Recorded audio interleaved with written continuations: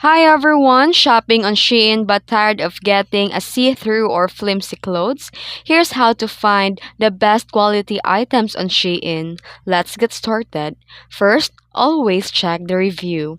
Scroll to the review and look for the ones with photos. Real life pics tells you way more to go for the promo shots. And read the fabric details. Check the material breakdown. Look for a cotton, linen, for comfort and breathability. Skip cheap feeling polyesters if quality is your goal. Then zoom in on stitching. In a product photo, zoom in on seams. Clean stitching is better quality. Probably not worth it. And Shein sizes vary, so always check the measurement chart. A good fit is equal to the clothes that look and feel better.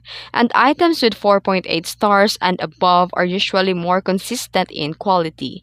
Bonus tip, use a Shein's premium filter. And that's how you level up your Shein game. If you found this video helpful, please like, save, and subscribe for more shopping hacks. Thanks for watching.